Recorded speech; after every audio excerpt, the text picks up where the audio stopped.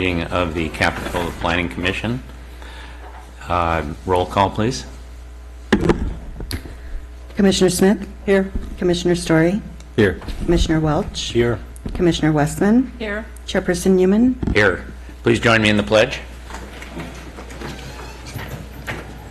I pledge allegiance to the flag of the United States of America and to the republic for which it stands, one nation, under God, indivisible, with liberty and justice for all. This meeting is cablecast live on Charter Communications, Cable TV Channel 8, and AT&T UVerse Channel 99. It is being recorded to be replayed on the following Monday and Friday at 1 p.m. on Charter Channel 71 and Comcast Channel 25. Meetings can also be viewed from the city's website, www.cityofcapitola.org, and our technician tonight is Lynn Dutton. So that takes us to our agenda. First item is new business and the election of a chair and vice chair for the coming year. So do I have a motion? I would move that Sam be our chairperson and that Susan be our vice chairperson, if I can make that motion. And A little more formally, that would be Sam's Story. sorry, Susan Westman. sorry about that. I'll second. Okay. All in favor? Well, before you take the vote on that, first of all, I want to say I'm very honored and I'm happy to serve as the chair. But being the junior member of the commission, I did want to make sure that... We feel you have the background and experience to handle this job. Okay, understood. Well, with that, please proceed with the vote. Okay. All right, all in favor? Aye. All opposed? None. So that's unanimous. I will turn over the chairmanship to Commissioner Story. I want to thank all the commissioners for a great year and for participating so actively and intelligently in the meetings that we had. Thank you. Well, we appreciated the job that you did. Yes. You made us make clear motions, and sometimes they weren't too clear. Okay, well, you want to change chairs, or you want to do it, Brett? Do we have to? Sure, let's change. It sneaks So up one on of you. your responsibilities at this end, though, Ed, is to give us some water. Okay. Chairman to water boy. Yeah.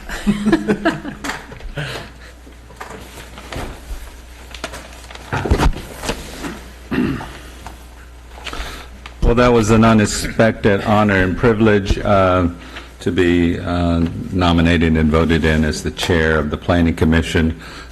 Thank you, commissioners. And also, Ed, I do want to thank you. I mean, with my year being on the commission, I thought, you were capable, ran a good meeting, and certainly appreciate your depth of knowledge on commission matters and issues, and I've learned a lot from you. So hopefully I can maintain your stellar work record here.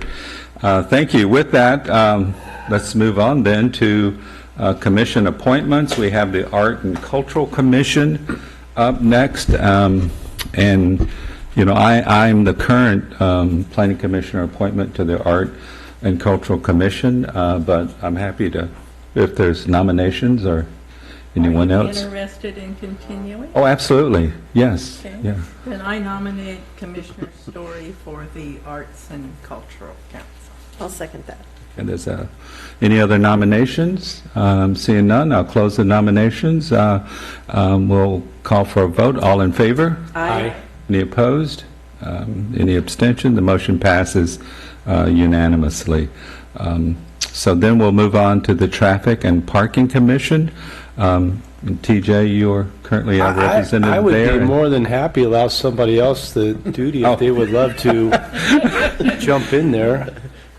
But I hear you do such I'm sure you do. a wonderful Yeah. job. I'm going to move that Commissioner Welch continue in that role. This is a I'll punishment. second that. So the motion and a second to have Commissioner Welch be the Planning Commission appointment to the Traffic and Parking Commission. All in favor? Aye. Any opposed? Hearing none, the motion passes unanimously.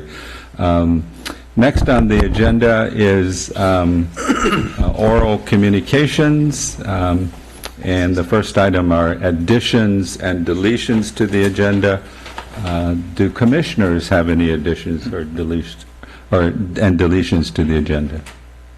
No, just to let you know, I have to recuse myself for the last item, 1810 Wharf Road, because I live right across the creek from it, so I will be leaving the meeting at that point. Okay, yeah, that's... So perhaps if the director's report has anything important. Okay. And then also, under the consent calendar, I'll have to recuse myself due to proximity of the El Salto, so I don't know if we want to split that up when we look at the consent calendar. Well, yeah, maybe when we get to the consent calendar, we can do that, because I have that same issue as well, because of conflict based on proximity. We will split up those two consent items when we get to that agenda item. So, does staff have any additions or deletions to the agenda? Staff has no changes. Okay. Anyone in the public wish to add or delete an item from the agenda? And welcome everyone on this rainy evening, to be here tonight.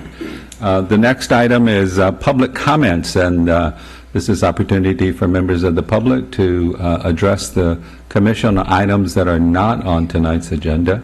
Is there anyone that would like to speak? Seeing none, I'll close the public comments, and we'll move on to commission comments. Anyone? I have one. Yes. I attended the last week's city council meeting when they had the presentations on the rail right-of-way and considering whether or not to do the rail trail option or trail-only option. And I thought it was really nice to hear from both sides. And if you didn't get a chance to be at that meeting, it's really worthwhile to go back and listen to the presentation that was made by both sides. I think it's going to be a big issue in our county, and we all need to get educated about it. I only have one comment, and that is next Wednesday evening, there is a discussion about the mall property. It'll be at Jade Street Park at 6 o'clock, so if you're interested in the mall and what's going to go on with the mall, it'll be a good opportunity for the public to come out and be heard. Any other comments from commissioners? Hearing none, we'll move on to staff comments. Thank you, Mr. Chairman. I'm going to take liberty here to address a couple items I would normally reserve for the director's report, given the recusals we have. Next week, we are hoping to have the final adoption of the zoning code at the city council meeting. Last week, they did introduce the first reading and pass that unanimously.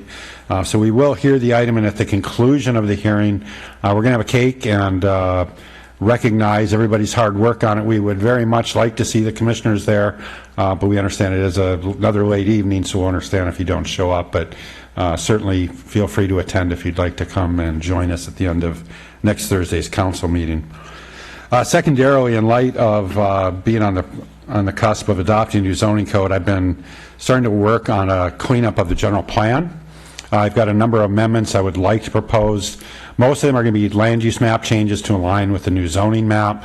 There's a couple of other minor items. We've talked in the past about the bonus floor area ratio on the hotel site in the village. There's some changes to the parks that we had since the general plan was adopted. McGregor is up. We've since got a planned park at Rispin. A couple of minor things, but I did want to invite you to take a look. Let me know if there's anything else you would like to address. The plan will be to present you with kind of an idea of what staff's looking at before we initiate a general plan, and we'll also do that with council, and then we'll go back, do the public noticing and the formal process. But just to give you a heads up in case you want to think about other general plan items you may want to address. And that's all I have for right now. Thank you. Okay. Thank you. Next on the agenda is the consent calendar. These items will be approved or denied on one vote. So Is there any commissioner that wishes to pull a consent calendar item? I don't wish to pull the item, but I would, with everybody else's agreement of the commissioners, like to add a condition that per Leslie Dill's report request, that the posts on the porch that are now internal and the windows be documented prior to demolition. If we could add that as a condition, then I'm happy with it being on consent with no discussion. Okay. Are commissioners in agreement with that recommendation? I want to make sure, is the applicant here, and do they are in agreement, or do you wish to pull that item to speak to that? Hi, I'm Susan D. Cummins, the evening. building designer.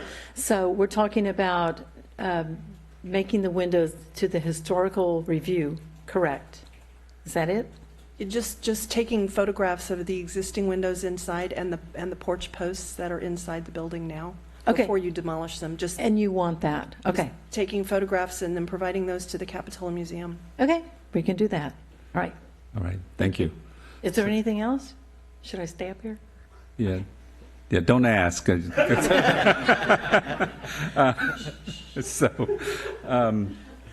So we'll make, as one of the added conditions, will be the one that Linda mentioned. With that, now I think I'm going to call a separate vote on item 4A, and we'll deal with item 4B separately to handle the recusals. So is there a motion to approve I'll item move 4A? 4A Okay. with the condition added. I'll second it. So motion and a second. Any further discussions? Hearing none. All in favor? Aye. Any opposed? The motion passes unanimously. Now going to item 4B, we have two recusals, and this is just because two of us live too close to this property and to be able to vote on it under state law. So that's Commissioner Welch and myself. So maybe one of the other commissioners could take over and... Right. So this is an item at 510 El Salto Drive, a request for a one-year extension. Is there anyone in the audience who would like to pull this item, or any member of the commission? I would move approval. All right. I'll second it. All in favor? Aye. So it passes. Thank you. I'm back. So now we'll move on to public hearings for the evening. Thank you, Vice Chair. The first item, 5A, is 332 Riverview Avenue. This is a design permit for a third-story addition and garage remodel in the Central Village zoning district. Mr. Chair? Yes. I'm going to have to recuse myself due to owning property Oh, nearby. okay. So we'll wait till Commissioner Newman exits the room.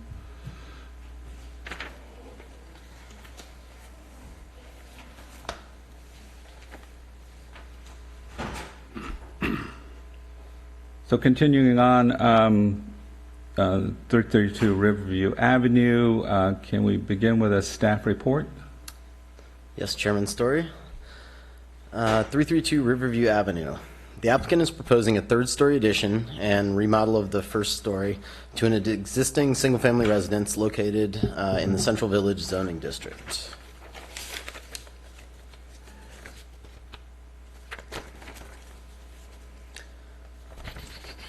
The existing structure was built in 1976 as a single unit that has a shared wall with an adjacent residential property to the north, 334 Riverview Avenue. On March 2nd, 2017, the Planning Commission approved a 33-square-foot addition for an enclosed staircase leading to the rooftop deck. Since that approval, the applicant has decided that they would prefer additional enclosed living space on the third story. The current application includes a 406-square-foot addition on the third story. The existing structure is non-conforming in terms of required on-site parking and landscaped open space. There are 2 on-site parking spaces currently within the garage, but the home has a floor area of 2,140 square feet and requires 3 on-site spaces. The addition of a third-story living space results in an extra 214 square feet of floor area 10% of floor area ratio. Pursuant to the Capitola Municipal Yeah, Code. Hold on. Yeah. Just a minute. Oh, you're going to listen in, Ed? Yes. Okay. It's on television all over the city, I don't. Okay, so pursuant to the Capitola Municipal Code, parking is not required to come into compliance because the addition does not exceed 10% of the existing floor area of the home. That's shown on the slide on the left, by the way. Slide on the right. The existing landscaped open space on the site is 56 square feet, approximately half of the 10% code requirement of 111 square feet. The remaining open space around the home is within a 2-foot strip along the rear property line and a 2.5-foot wide side yard on the south side. Neither of these narrow spaces is conducive to landscaping. The code allows non-conforming structures to continue as long as the alterations to the non-conforming structure do not exceed 80% of the present fair market value of the structure. Based on the construction cost formula in the Capitola Municipal Code Section 1772070, the valuation of the 406 square foot addition is 39% of the fair market value, which is well under the 80% allowed for structural alterations to non-conforming structures. The home was designed with a rooftop deck that is accessed from an internal ship's ladder and latched skylight, shown on the left. The new third-story addition will add 406 square feet of living space and keep 179 square feet of decking on the third story. As you can see on the right-hand side, the living space extends out to the back of the property from where the existing deck was. 332 Riverview Drive is located in the Riverview Historic District. The area is a mix of historic beach cottages and newer single-family homes. Riverview Avenue is between Capitola Avenue and Soquel Creek. The avenue is very narrow, with structures built right to the street and limited street parking. The development pattern is tight, with little to no setbacks between structures on the east side. The homes on the west side of the street are on larger lots with open space between the Riverview Pathway and the Soquel Creek. The subject property is located on the east side of the street near the trestle. The proposed third-story addition fits in with the surroundings, as most residences on the same side of the street have either third-story decks, high second-story ceilings, or third-story living space. I walked around and took pictures of a couple of the examples. Some have small structures in the middle of the third story. Some have simply higher ceilings. There's some very creative architecture around there. And then I took one from the back, looking down the alley as well, so you can see that the 2 stories are up front, and then as you look farther down the alley, you can see the varied third-story structures in the back. Therefore, with the third-story addition, the structure will be comparable in height to neighboring structures. The structure shares a wall with 334 Riverview Avenue to the north, indicated by the dotted red line, and there's a 3-foot setback from the neighbor to the south. The third story is designed to step in on the south side, resulting in a 7-foot setback from the property line on the third story, so there are no shading issues. The addition is also designed with limited or no windows on the north, south, and east elevations to protect the privacy of neighboring properties. It's also designed on the north side with the expectation that there might be a third story on 334 in the future. So,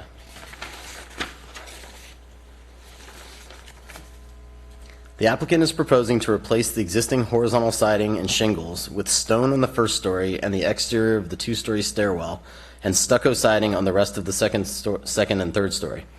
The home is not historic. The proposed addition is modest in size and blends in well with the existing home. So staff recommends approval of application 170309 for the third-story addition to the single-family home based on the findings and conditions of approval. Thank you for that. Staff report, are there commissioner questions? Hearing none? Okay. I'll open it up to the public then. Does the applicant wish to make a presentation? Seeing none, I'll close the microphone and bring it back up for commission discussion and action.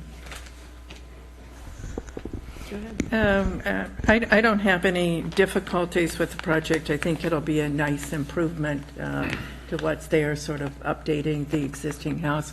I just had one question for staff, and I was a bit curious why the downstairs bedroom is now going to be a storage room. I mean, were we trying to get around some square footage issues, or? Because it seems like it makes quite a nice adequate bedroom.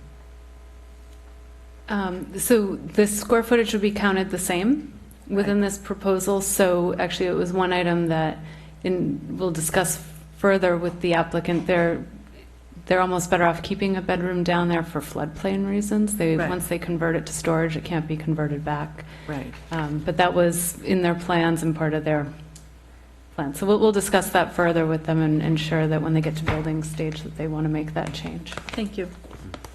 Okay, any other? I just have a Comments? couple of comments. I had difficulty with these plans, the way that they were laid out. It wasn't easy to figure out what was changing, comparing the new and the old. So that's just more an input for staff. I had a hard time ferreting my way through this one. The garage remodel is, as I understand it, the only thing about the garage that's being remodeled is that bedroom turning into a storage room, and I wouldn't really consider that part of the garage. But having noted the garage remodel in the description, I went looking for it because I wanted to make sure that it wasn't getting any smaller since it only parks 2 cars. In expanding the rooftop deck area would normally lead me to look at it as making a crowded space even more crowded. But when you look at the configuration and when you go to Google Earth and you look down on it, I don't think that expanding the living space into the back is going to have any adverse effects around. So the only comment that I would like to have added is a condition that there can't ever be additional rooftop deck. Because we've had in the past a skylight that accessed a rooftop deck, and now you've got a new flat roof with a skylight, if we can just make it really clear that if they're looking at it 25 years from now, they can't say we had access to that rooftop deck. Other than that, I could support the project. Commissioner Smith, I think the best we could do would be to put a condition on there that any expansion of the deck would require planning commission approval. I think a property owner would have the right to apply for it, even if we said you can't do it. Right. So if that would satisfy you, we could easily do that.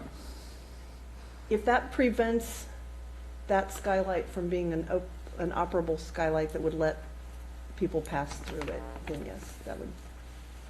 So you're concerned about the 3rd-story roof becoming a deck. That's accessed through that skylight. So we would just make it clear that if they wanted to convert roof on the 3rd floor to a new deck, it would have to come to the planning commission. Understood. Sure. No, I don't have issues with it. I think it's nice they worked within the system of our ordinance and is going to make it a nicer place to look at. And it's nice to see that Riverview get cleaned up in a slow, long over a period of time. But I think it's going to add to that street. So I think it's a nice job. Right. Thank you. And for my comments, I mean, this project is in compliance with all our zoning requirements, and it will be a nice improvement. I did have maybe a couple of questions. One is concerning the actual construction, and it looks like it would be quite extensive. How are they going to handle that on Riverview? Are they going to have to block the street? They'll have to work with our public works and go through exactly what process it'll be for managing the street during construction. Right. Well, I think there should just be appropriate notice to the neighbors about when that's going to happen and to the extent of how much it may actually block access or the throughway in that area and for how long. Hopefully the staff can monitor that and make sure it won't be too much of a burden on traffic going through, and hopefully limiting the amount of time when that should occur. The other is the non-conforming landscaping requirement, and I was just thinking whether and I know that there's not adequate space to provide for 111 square feet, but would planter boxes qualify to add additional landscaping? Along Riverview, along the street? Yes. Yeah, on other projects, we have required, landscape plans have come in with planter boxes before, so you could, if you'd like to see more planter boxes, you could request them as a condition. Well, and if, and I don't want to get into the, because I'm not sure, how feasible they would be, okay, and whether they would cantilever, but I would, hopefully the applicant and the staff could look at that and consider it, and if that's a workable addition for landscaping, that be incorporated into the project. So those are my thoughts. Are there, yeah, TJ? No, I'm done. I was just ready to move forward. Oh, move forward. Go for it. Go for it. Yes. Well, I would make a motion we adopt as outlined with the one comment about the making sure that the third-story roof does not become a deck at some point. Okay. Any other? That was a motion? That was a motion. That was a motion, I'm sorry. Is there a second? I'll second it. Okay, there's a motion and a second. So all in favor? Aye. Any opposed? Hearing none, the motion passes unanimously.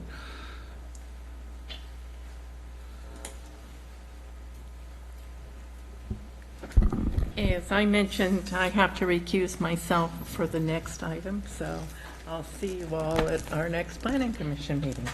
Susan, All right, just good so you night, know, Susan. I'll say this at the end, I won't be here in February, but Okay. I'll see you again in March. All righty.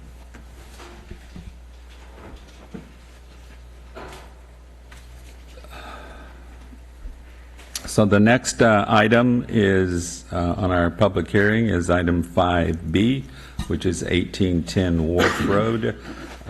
This is a design permit, conditional use permit, and coastal development permit for an addition to a historic single-family residence with a variance to the front yard setbacks for a new detached garage with an accessory dwelling unit above an additional height for a recreated historical water tower.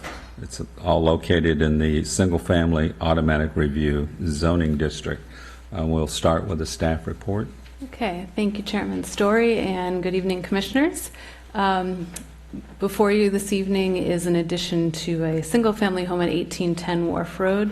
This project came in at the very beginning of 2017 when it was purchased by a new owner, and initially we sent out for a historic review of the property to really assess how old is this property and what are the character-defining features of the home. Following that, this past summer, late summer, an application came in. I should say, after the historic review was done, the architectural historian Leslie Dill gave advice to the designer Derek Van Alstyne on exactly where an addition would be appropriate on this historic home. It is one of the oldest, we think maybe the oldest, single-family home in Capitola, and so it goes back a ways. So really, there's been a lot of oversight in this application with the contracted architectural historian, and essential to the project was preserving the original T-shaped cottage. And modifications have occurred to the rear of the building over time, but a lot of the original materials are there, the board and bat siding, and the architectural historian's advice was to keep the form of the original building and then to place the addition off the back and possibly within a detached structure. So this is really the outcome of this. The design was really a result of those early conversations on how to preserve the original structure. So with that, I'll give you an overview of the project. 1810 Wharf Road backs up to the Soquel Creek. As you know, there's a riparian corridor there and a requirement that there's a 30-foot setback from the riparian corridor. The applicant has placed a new addition off the back of the home, so they've really maintained the original roof lines of the structure and the additions off the back, as well as a new detached garage and a second story on top of the detached garage that has a secondary dwelling unit. So this is the front elevation of the home. One feature of the home that originally existed was a water tower that was removed. The applicant is proposing through photo documentation to bring that architectural feature back. They're requesting a variance up to 31 feet. Under the code, you're allowed up to 27 feet for, in height for a historic, to match historic elements. So they're asking for a 4-foot variance from that 27-foot exception. And then here is the secondary dwelling unit that's proposed above the garage. These are the side elevations of the project. So here I highlighted in yellow the areas of the new additions. So you can see they've really tried to keep off the front of the structure and place the new additions on the back. And then the rear elevation is the elevation that will change the most in this development. So really there is minor characteristics within the water tower on the first 2 stories that would be from the original home, but otherwise it's really replacing the whole back of the home, and then of course the new garage with secondary unit on top. The parking, this evening, our original staff recommendation was to move approval. At the last minute, there was a change to the parking configuration on this property. We're actually, this evening, we talked about possibly taking this off the agenda. We decided it'd be better to get feedback on this application this evening, and staff were going to recommend this be continued because of the parking. A new spot was created at the south end of the property, and as you'll see here, by creating a new spot on the south end of the property, it's going to eliminate one on-street parking space. And in this area, it's in the coastal zone. It is an area that's utilized for parking quite frequently, and it doesn't make sense when you have such a large lot to be taking off a parking space on the street. It should really be incorporated into the site planning and design.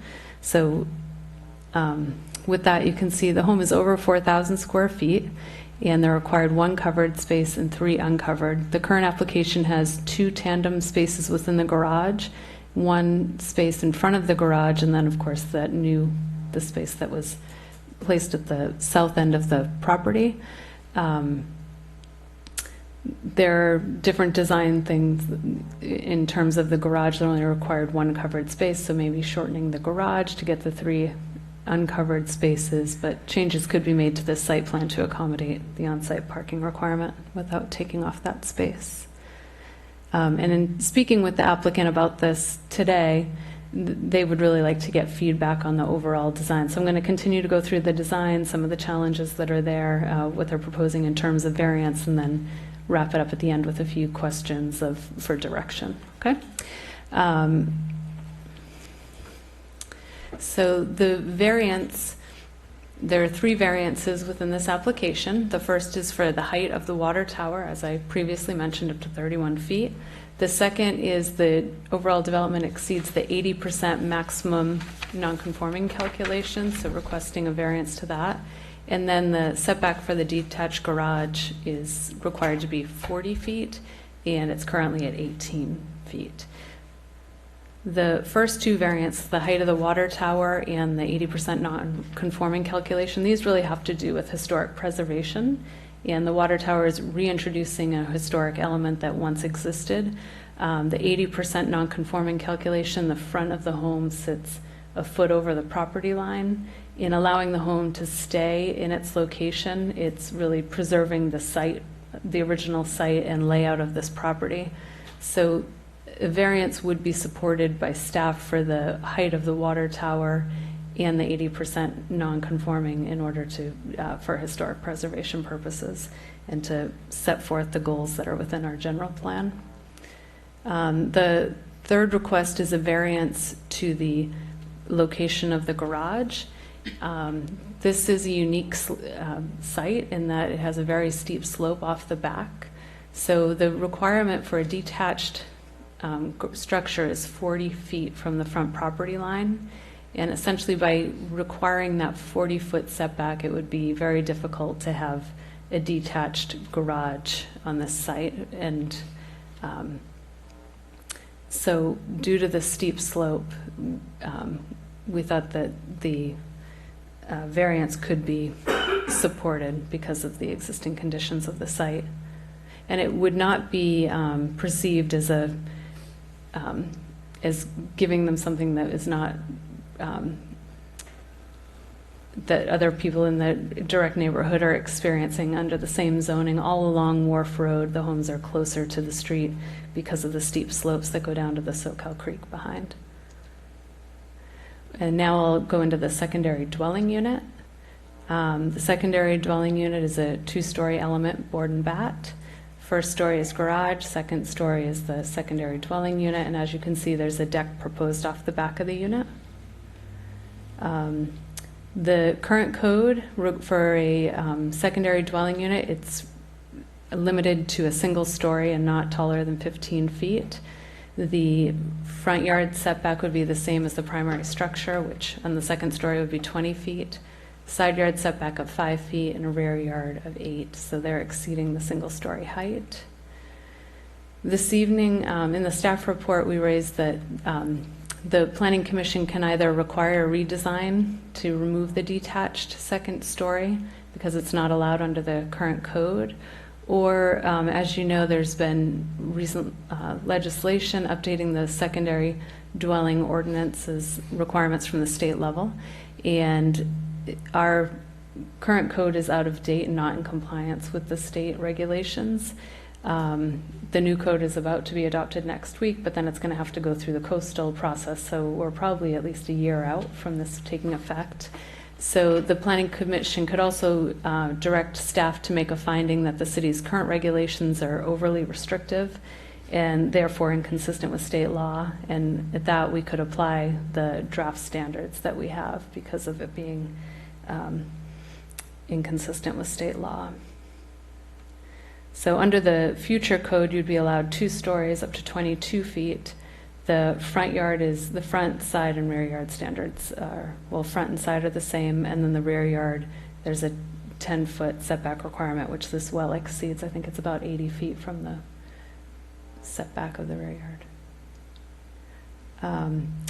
The applicant, at the request of the neighbor, put up the scaffolding that you're seeing on the image, and this shows at the far edge of the second of the garage what it would look like, the massing, so you can see actually the roof, how it would be shaped, but this would extend closer to the road. But just to give you an idea of the massing that they're proposing and what a second story would look like, the water tower with the 31-foot element would be higher on the right, so it actually, the building to the right would be larger.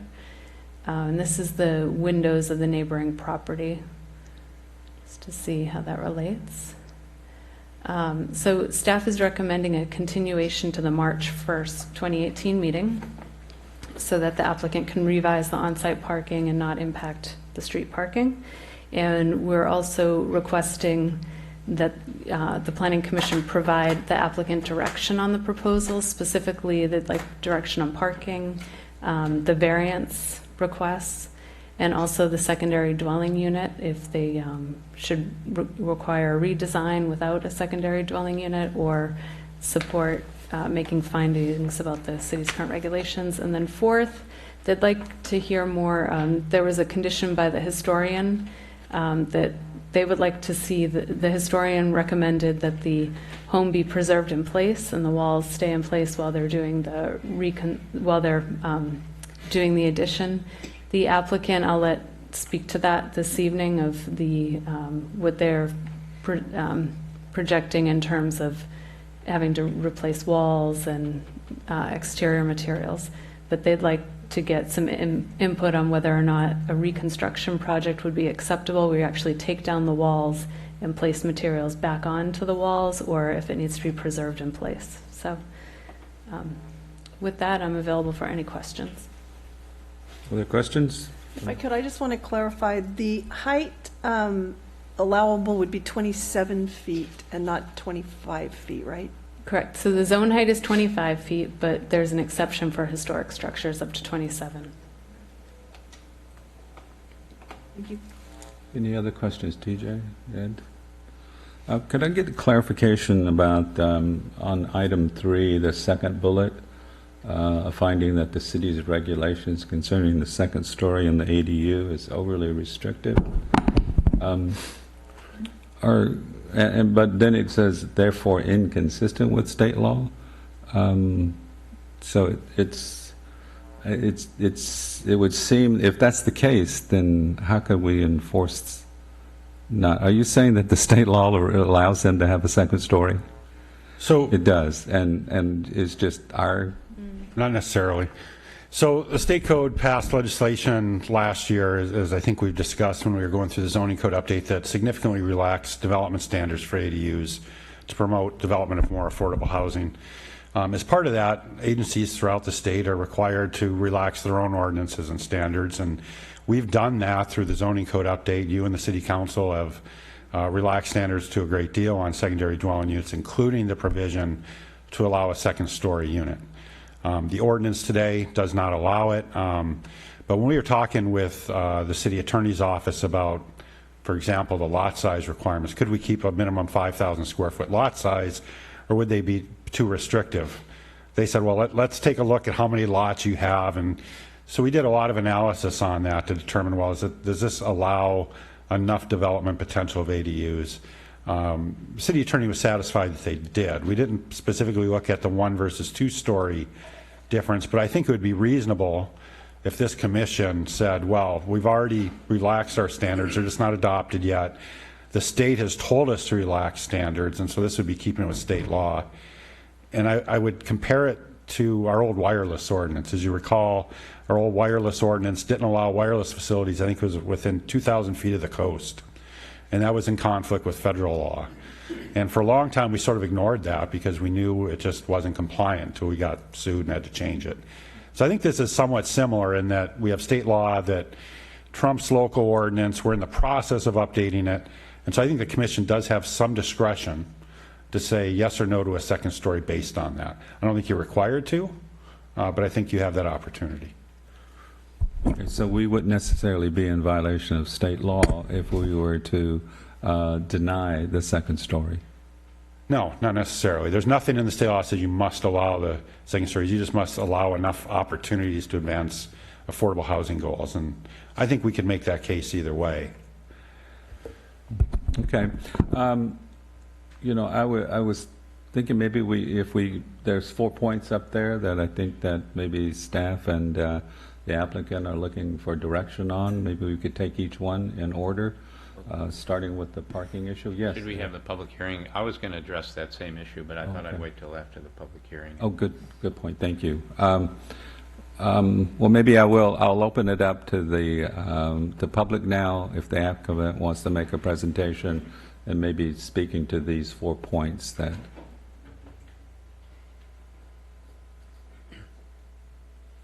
Good evening, new chairman, commissioner. Thank you. I'm Derek Van Alstyne. I'm the designer of this project. And where to start? This is a very complex project. This isn't the first historical project we've done in the city of Capitola. We've done 2 on Central, both of which started out as remodels and ended up being taken apart stick by stick because of the condition of the buildings and completely rebuilt. In the first case, 119 Central, once we got into that project, the building was so far gone that the building inspector said, "I'm going to red tag it right now. We need to get out of here." He didn't like standing in the building. But what we did with that was we were able to catalog it. We cataloged all the pieces. We took everything that could be saved, and I think that was a very successful project that speaks well to what can be done if you set your mind to it. We can keep that sense of place in history, and we can keep this feeling from the street being the same, and still end up with a building that's well built and will withstand earthquakes and be up to current standards. The same was true with 124 Central across the street, which was structurally a mess. It was very difficult to deal with. The front of that building, I think, speaks to what can be done. It was very nicely replicated, I think. And it has the same sense of place that it did before, except that it's new. Another one was the house that we did on Fairview, the second house in on Fairview, which was 12 feet wide and 84 feet long. That was also a complete tear down and rebuild. But it totally replicated the house that was there, down to the pieces of wood on the gable ends. And then lastly, 124 Central, excuse me, not 124 Central, 429 Riverview, the one we're finishing right now, which for the most part was new. We had to rebuild it from the inside out, but when we got to the siding, it became a problem because it's almost impossible to waterproof it from the inside out. In fact, it's technically impossible to do. So we find ourselves looking at this project, and this house is 165 years old. It's a wooden structure that's way past its useful lifetime. We're absolutely willing to take it apart and put it back together again. But in order to do it properly and to waterproof it and have it be a viable solution, it really needs to be taken apart, cataloged, and put back together the same way the other ones have. It's ludicrous to think you can do otherwise. Even though we started out the buildings on Central with being able to do that in mind, that's not what ended up happening eventually, and it's a tough road to hoe. The historic portion of this property is what drives everything about it. The addition to the house is actually fairly modest. The floor area ratio is allowed to be 60%. We're asking for half of that. We could easily accommodate that if we didn't have the historic placement of the house to deal with, and we also have a tree that's in the way of the driveway in front of the garage. So that almost precludes getting that fourth parking space in, which is how we came up with the solution of the single space on the south side. So if this were not historic, and we've bent over backwards to try and keep it as original as possible, while doing this modest remodel to the main house, most of which can't be seen from the street, and recreating the water tower, which brings it back into historical focus. And we've pulled the garage and the second unit, which is really an adjunct to the square footage in the house. So if we were building new and from scratch and without the historical element, we would be able to easily accommodate that square footage and the garage and do so in a very nice fashion. So with that being said, I think that we would appreciate some direction, but most of all, I think what I'm asking for is for you to very carefully weigh what's being done here. I mean, this is it's a long, very expensive process for my clients, and they've actually been really wonderful and accommodating in making sure that we get the historical portion correct. And in order to do that, that's how we came up with the ADU in the garage and the other parking space. The fourth parking space could easily be dealt with, I think, by deleting that parking space. You'd have another space on the street, and although there technically isn't an additional space in front of the garage, most probably by Capitola standards you could squeeze two cars in, but not as required by ordinance. So that's it. I'd be glad to answer any questions I might have. Thank you, Derek. Questions from commissioners? I have, excuse me, I have two. The water tower. The height of the water tower Is it possible to do architecturally a good job with the water tower at a lower height than 31 feet?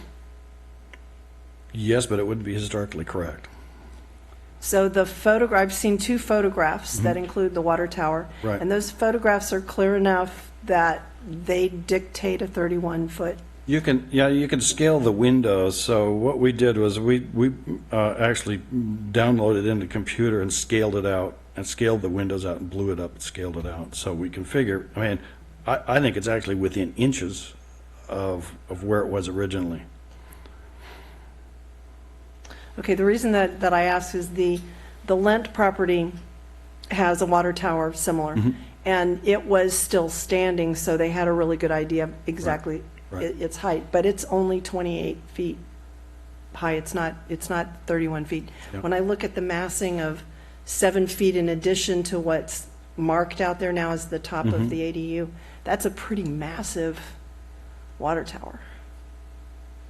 Well, I think in context, when you see it built, I don't know that you're going to see it that way, because there's a lot of mass to the existing house, and either from the front or from the rear. And from the rear, what you see is from across the river, so it's a ways away. I don't think you get the same perception of the building and the massing of the building from across the creek as you do from the street. From the street, you're going to see the massing of the house and the garage and the water tower, and I think it's all going to actually look quite nice together. And I think it did have some. It must have had a lot of presence originally. Do you know what the ceiling heights will be inside that third story on the water tower? I don't, but I could probably tell you. It's around 7 feet. It might even be 6'8". So it's not They're not not tall. exceptionally tall. Okay. No.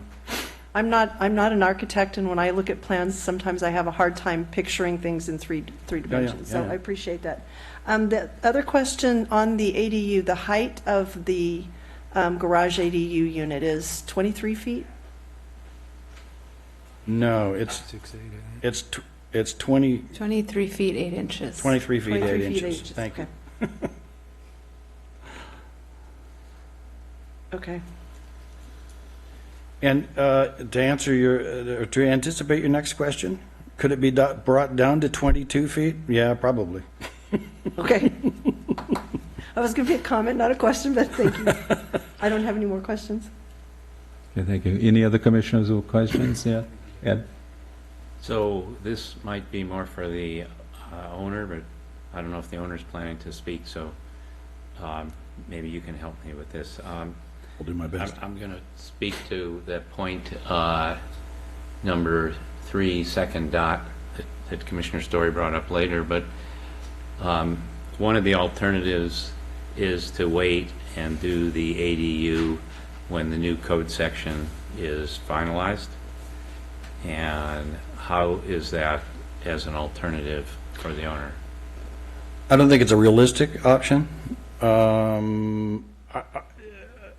would encourage you to look at it as part of the historic portion and say, as a result of having to facilitate everything within the existing T-shaped structure, the only way to get any additional space other than what we put out the back, which is modest, was to do it over the garage.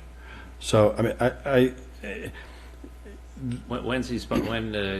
In best case, when would the owner begin the project? well, that all depends on you. Well, let's say So, if you're approved sometime in February, is he going to start up the project right away? I would think so. If we had, as soon as we had building permits, we would start. And how long will the project take? It'll be a year. So, yes, that is a possibility. Yes, that is a possibility. That's possibly what it'd take her, yeah. I just thought of one more question, if you don't mind me double dipping here. Can you put the slide back up with the part that shows the parking? Because it's my understanding that one of the reasons that it's staff's recommendation that we continue this item is to allow you guys to come back with a different parking scheme. And I'm just wondering what that might be.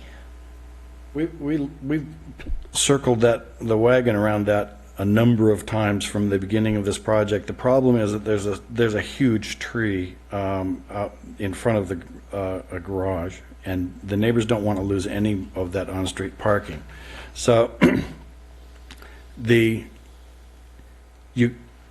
not enough room to get around the tree and then park in any other position other than 3 in tandem. So it makes it very difficult, which is why we showed it as being on the south side and creating a new entry, essentially. I think they'd rather not have that happen, but finding another solution is very difficult. Because of the historical aspect, there wasn't any other place where we could add on to the front of the property or to the side, and Leslie Dill specifically set that portion of the parcel aside and said, if you build over here, even if you build 2 stories, it's fine because it doesn't obstruct the view of the original structure. So right now what I'm seeing here are 2 covered and 1 uncovered spot. Correct. Yes. There were photographs that we looked at earlier that showed, I believe, a small RV and a car parked on this side of the property behind the fence, so it would not interrupt any on-street parking. Is that an option, or are you telling me that trees blocks that from really being there? Once the garage is built, the tree blocks it.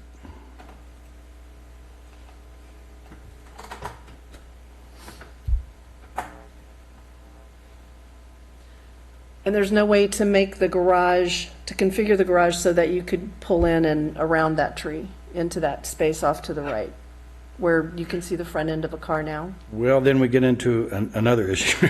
So we've designed the garage so that we've pulled it back as far as we can towards the street to allow the neighbor to have a line of sight view out of the back of her house towards the ocean. And she'd like to speak to that as well. So, that's why we erected the scaffolding today, so she could see exactly, as close as we could do, where the rear of that garage is going to be and where the deck was going to be. So, yeah, yes, of course, we could push it back, but then her view would be blocked. So, How far forward does it come now? The scaffolding stuff doesn't really show how close to the road it comes? no, it's 18 feet to the garage door from the property corner, which is essentially right at the corner of the fence. Okay, got it. Thank you. Commissioner Smith, too, if I may clarify, I think at least my concern more with continuing it is there was no mention in the staff report, the noticing, that there might be a loss of an on-street parking space. And so I felt we had to go out for public disclosure and let that be known. Yeah, of course.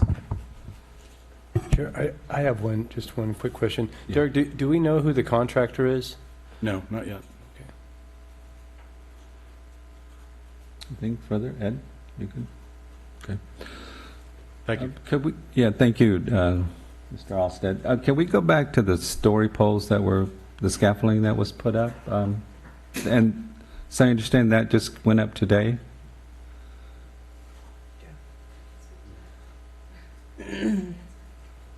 It went up yesterday afternoon, and then they put up the ridge this morning. Oh, yeah, on the deck. I didn't realize the deck. Yeah, I drove by it twice today, and early, it wasn't complete the way it is now, and later when I went back by it, they'd added to it, so it was an all-day kind of a thing. And I believe we have one more member of the public that would like to speak on Yeah. the Yeah. Yeah, okay, well, why don't you come on out? Yeah, please do. I'm Joanne Kissling, and I'm the next door neighbor, and you can see my house there on the left.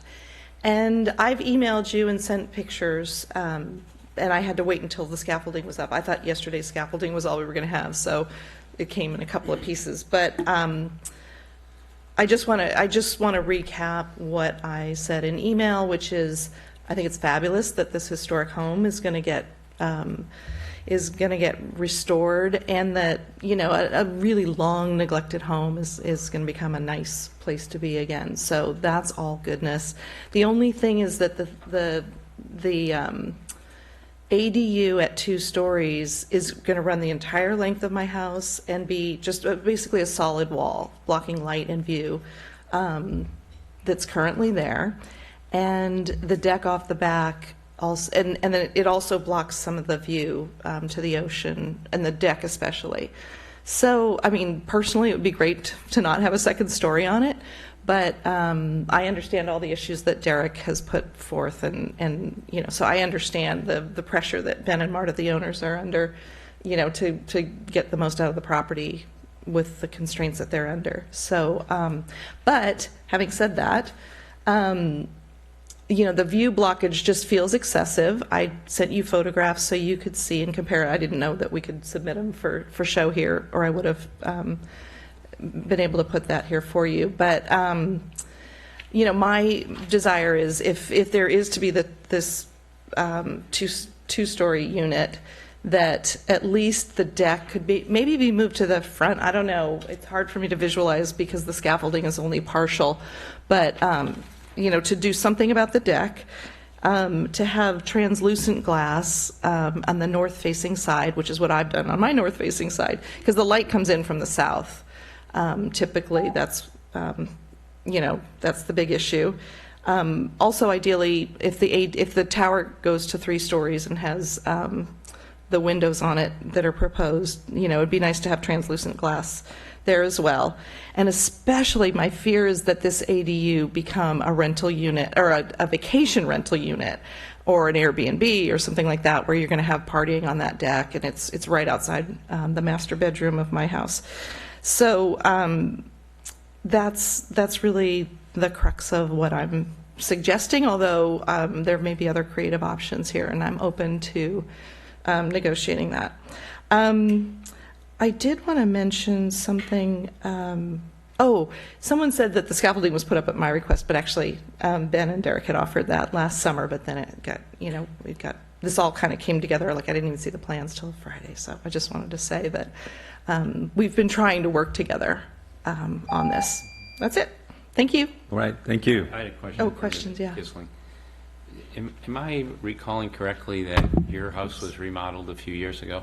Well, this unit was built in 2008 and 9. So the property was bought by my ex-husband, Niels Kisling's family in 71.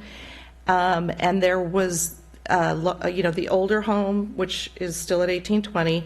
And then there was what we thought was a backyard, but come to find out after we purchased that the lot had been divided in the 70s by his father, who had since passed away. And before we bought the property from him. My question was kind of a little more simpler. Was your house, wasn't it, you came in for a permit a few years ago to redevelop that property? To develop, yes. It's a new build. Okay, and you got a floor area ratio variance, didn't you?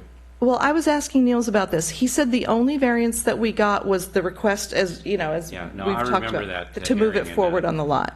Yeah, I'd like, I suppose I could do this myself, but if the staff could do it faster than I could before the next hearing, to just take a look at that hearing, because I recall that I had difficulty with that particular variance, which was different from what most people are allowed to build on their property. And Okay. was more, and so that might be of some interest depending on where this goes. Okay. Any other? Anything further? No.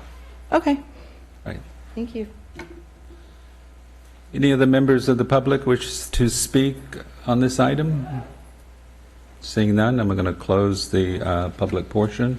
I will bring it back to commissioners for direction to staff and the applicant for the next. Will this be coming back at the next meeting? That sounds awfully rushed.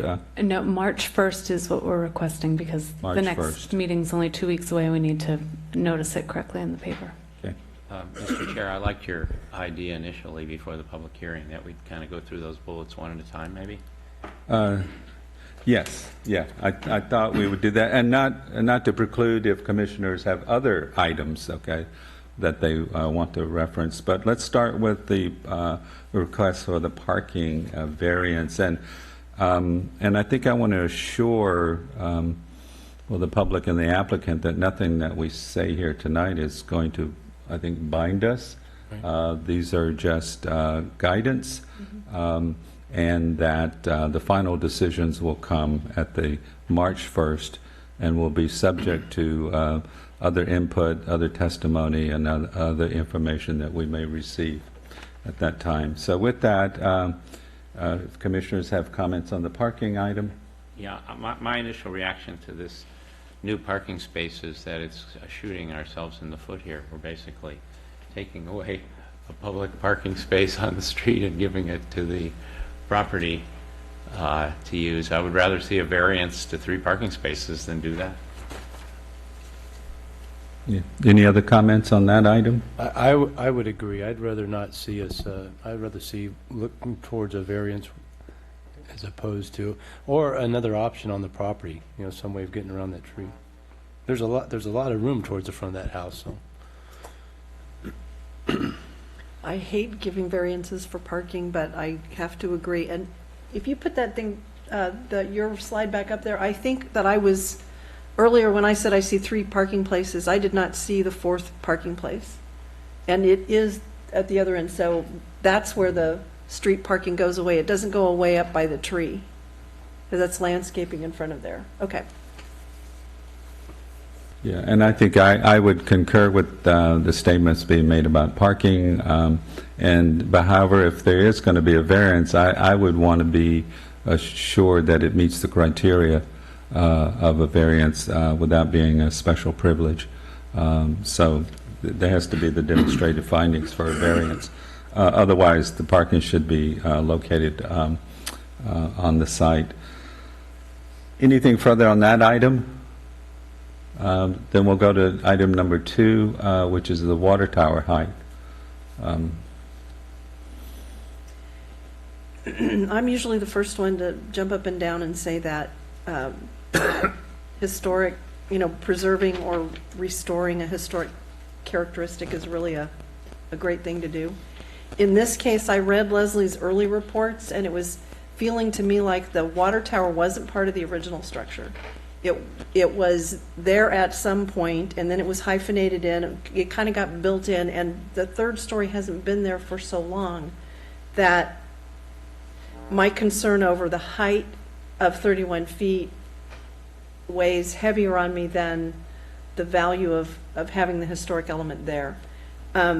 The Lent property is right across the street from me. Their water tower is a large characteristic on the street. There are a lot of people that had issues with it. I think it's beautiful, but it's significantly shorter. And it works. So I would just ask that you go back and look at that and see what makes sense, if anything lower makes sense. I'm not saying that I couldn't support if it doesn't change, but I'd really like for it to be smaller. We've had a couple of different neighbors' inputs on the height issues, so that concerns me. Any other comments? CJ? I think the height actually adds to the massing and makes it a more attractive part of the structure, and stands out as what it is, as a water tower, not something that's kind of built like a water tower attached to the house myself.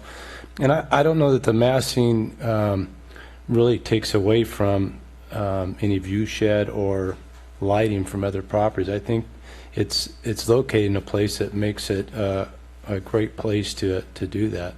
And given the fact that this is, I guess, they're guessing one of the oldest single dwellings in the city, I think it'd be nice to try to get back to as original as we can and have that. I think it would be a nice addition to the structure overall. Ed, do you have any comments on that? Okay. I think my thoughts, I have some concern about the height and the variance based being 4 feet over the limit.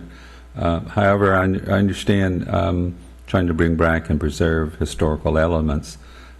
When this comes back, I think I would like to be assured that this is a true representation of the original historical water tower that was there. It's kind of hard to tell. There are photos in the agenda packet, but it's hard to get a sense of what were the specifications as discerned from the photos and the calculations that were done to support that particular historical variance. So I just think I would like to see more evidence if we're being asked to go in that direction, that it is verified and to support the variance request.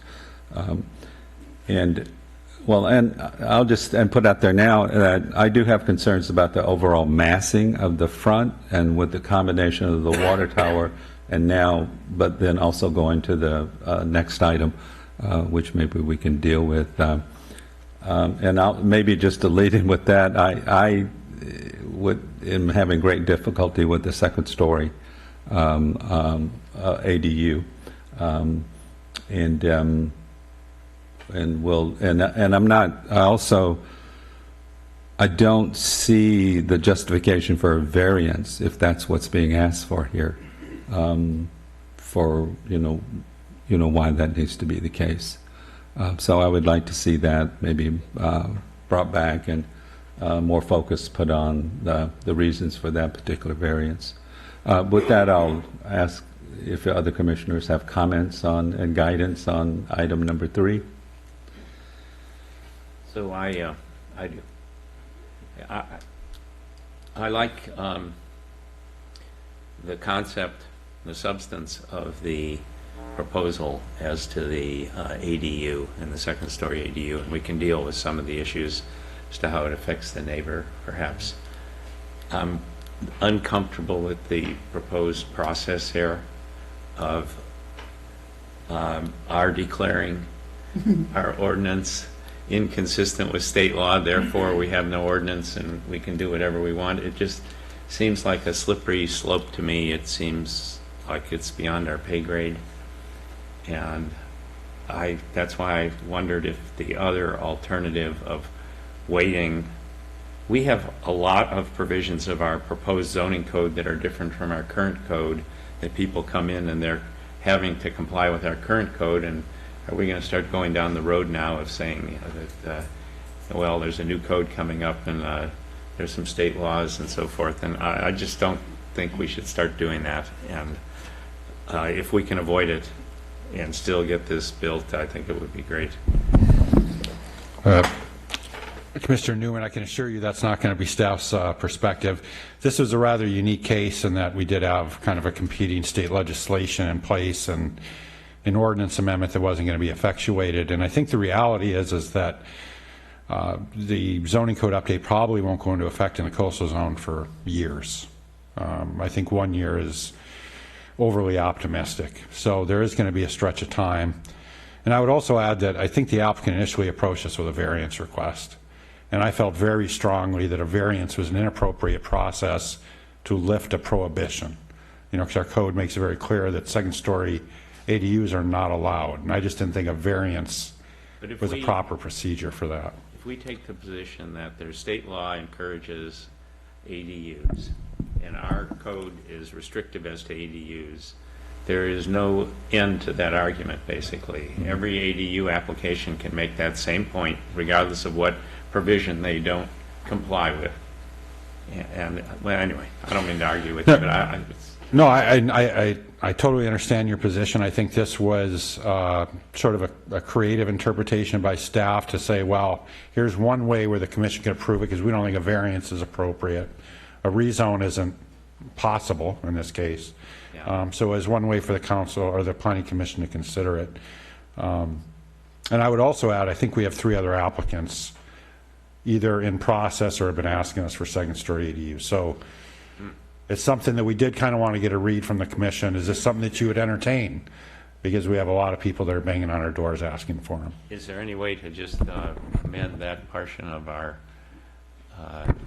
just the second story provision so it goes through more quickly than the whole code amendment? Potentially, it's going to be tricky, though. So we got, 15 chapters or whatever in our new zoning code, and which pieces would we want to take out and try to accelerate? Would it be the ADUs or are there other components? We are going to have discussions with the Coastal Commission about kind of doing a stage certification. I don't know how receptive they'll be, but this would certainly be a chapter that we would bundle up with kind of the more routine, mundane chapters of our code. And our code prohibits a two-story ADU or a second-story ADU? Because I know of several that we have that are internal on the second level. It allows a single-story detached ADU. So you can't have a detached two-story ADU.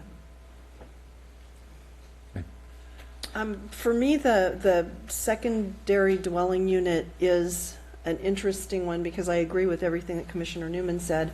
I also know what kind of struggles and what kind of thought we put into our new zoning code and how we really did look at the state law and what was going on and bring ourselves to be in compliance with those things.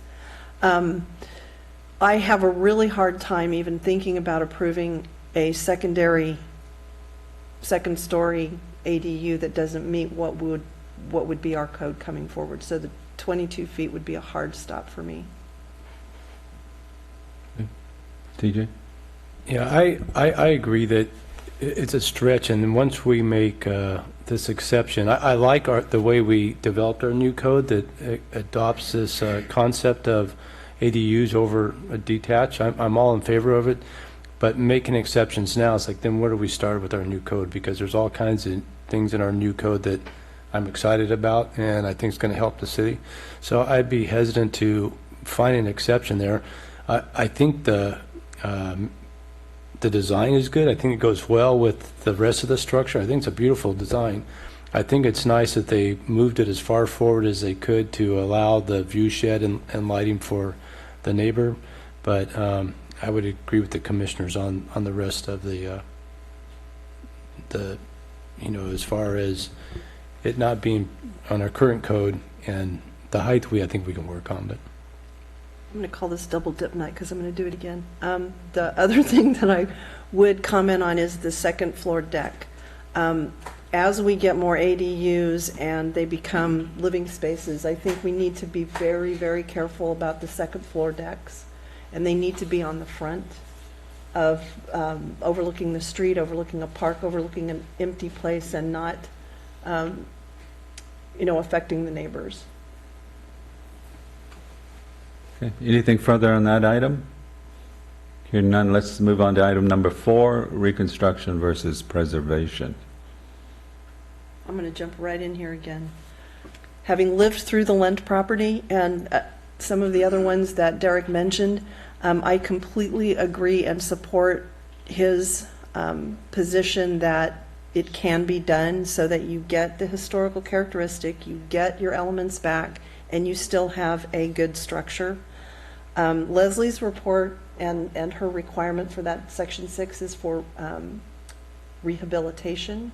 Reconstruction allows you to do it differently, and I could totally support an organized, defined process of taking the siding down, cataloging it, labeling it, putting it back on the skin of, a well-waterproofed and well-built building. Yeah, I would agree, and that's one of the reasons I asked who the contractor was, because I think when you look at the property on Central and the church on Escalona, the contractor did a phenomenal job of doing the reconstruction, cataloging it.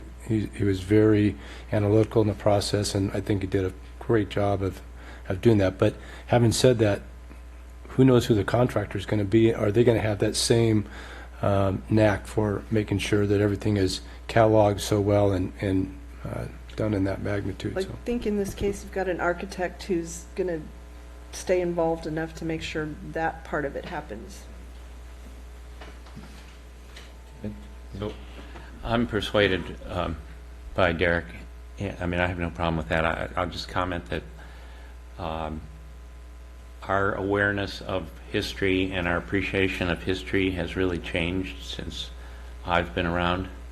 in our society, and some of you are newer here and don't realize. I mean, I could give examples of historic elements that nobody even paid any attention to 40 years ago or 50 years ago. It just wasn't. I mean, shopping centers were what it was all about then, and new shopping centers. Nobody paid any attention to history, and it's really great that that has changed, and we're more like a European country now, and really cherishing our history. But that we can also go overboard at times, and the historians who are deeply involved in this can, have the tendency, like any of us, to kind of not know where the stops are. And this is a good example. Okay. With that, are there any other items on the project that commissioners would like to speak to? I had a few additional requests that I would like to add when this comes back. First, I had a question about the front fence, and what is the plan for that front fence? Is it staying? Is it being rebuilt? Or The fence they'd like to rebuild, and we'll build that into the next staff report, asking for an exception at 6 feet in height along the so frontage. there's going to be a variance for the front fence as well. They'd like to ask for an exception to the fence height at 6 feet. Okay, Mm-hmm. all right. So I would just caution that should be, very well justified. Also, during this process, there's a reference came up to that this is a sidewalk exempt area. Mm-hmm. When you bring this back, could you find out whatever historical references to that designation by the council, decades ago, and the justification for that? I would just like to determine whether if it's still relevant.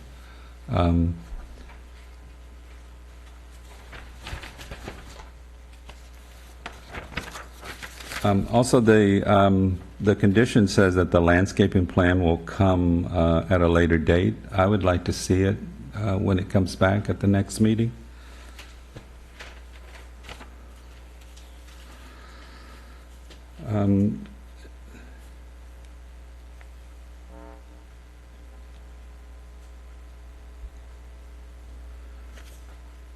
And that's it. All right.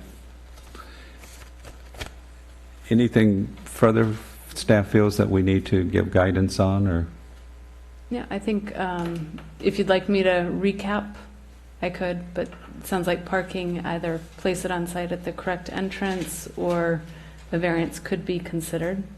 Water tower height, to kind of document exactly how you got to that height for support for that, or redesign to lower it. And then the secondary dwelling unit, it sounds like to require redesign without the second story element at this time. And so that would require one on-site covered parking space, and then they could come back at a later date once the secondary dwelling unit update is in place, and then reconstruction, documenting the boards and taking apart the building would be supported. So I'll move that we continue this Second. March hearing. Second. There's a motion and a second to continue. All in favor? Aye. Aye. Motion passes unanimously. Thank you, everyone. Next item is the director's report. I don't have anything additional to Already. share with you this evening. Thank you. Okay. Any additional commission communications? The only thing that I want everybody to know is I will miss the February meeting. I'll be in Texas, so I'll think about you, but I won't be here. Thank you. With that, I'll adjourn this meeting. Thank you, everyone, and good night. Commissioner Westman appears to have forgotten. Oh, it's her actually, that's mine. Oh, Yeah. In the shuffle, I left it behind.